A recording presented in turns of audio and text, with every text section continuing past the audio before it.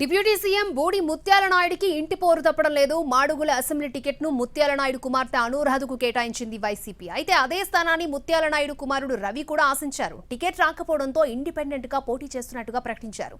తులసి మొక్క లాంటి తన తండ్రి చుట్టూ చీడపురుగులు చేరాయని ఆరోపించారు ముత్యాల నాయుడు కుమారుడు.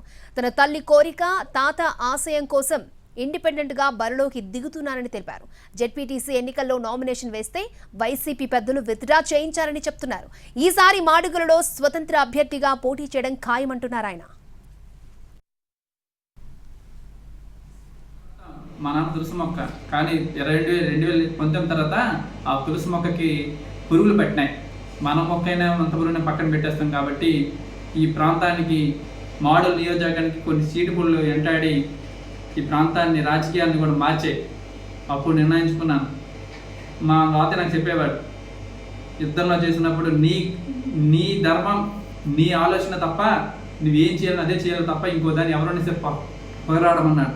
రాజశేఖర రెడ్డి గారు తనయుడు జగన్మోహన్ రెడ్డి నమ్ముకొని నేను సుమారు 9 సంవత్సరాలు పైపడి అతనితో పాటు జర్నీ చేశాను ఈ పార్టీలో. ఒక ఏనాడు కూడా ముత్యాల నాయుడు కొడుకుగా ఈ పార్టీలో తిరగలే.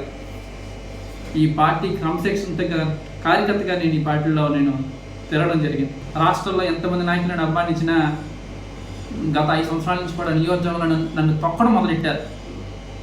ఇవాళ నేను ఒకటే చెప్తున్నాను, వేదిక మీద కుర్చీనేమని నాకు రాకుండా చేయగలరు కానీ నాలో ఉన్న నాయక లక్షణాలు ఏ ఒక్కడు